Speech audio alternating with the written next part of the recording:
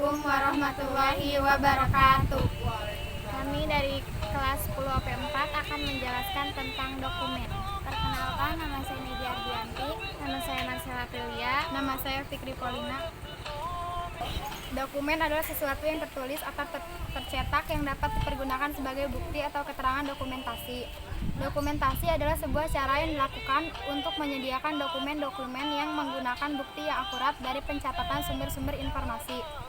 Dokumen pribadi adalah dokumen yang menyangkut kepentingan perorangan, contoh KTP, SIM, dan ijazah.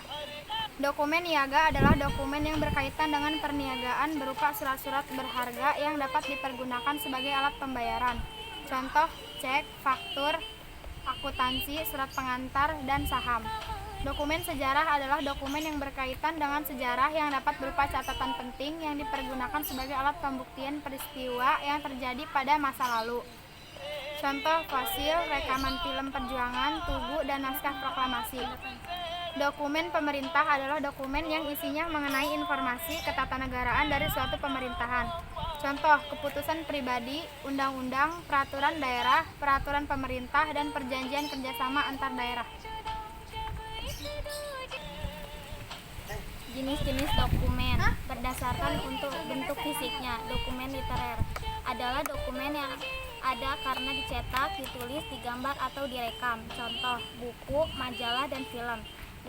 Dokumen korporeal adalah dokumen yang berupa benda sejarah. Dokumen ini dikumpulkan privat adalah dokumen yang berupa surat atau arsip disimpan dengan sistem kearsipan berdasarkan nilai kegunaan dokumen. Nilai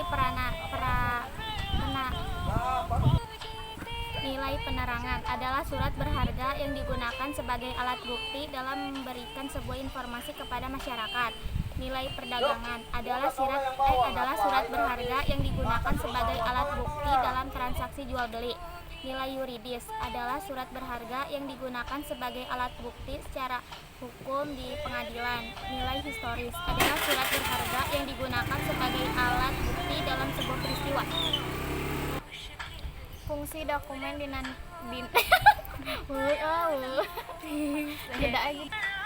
Fungsi dokumen dinamis aktif adalah sebuah dokumen yang dimana kemudian dapat dipergunakan secara langsung, yang dimana digunakan dalam proses penyelesaian dari pekerjaan kantor. Dokumen dinamis semi-aktif adalah sebuah dokumen yang dimana dapat pemanfaatan dan frekuensi penggunaannya dianggap sudah terletak terlalu digunakan lagi. Dokumen dinamis inaktif adalah sebuah dokumen yang dimana pemanfaatannya tidak lagi dirasakan dalam pekerjaan yang ada di kantor.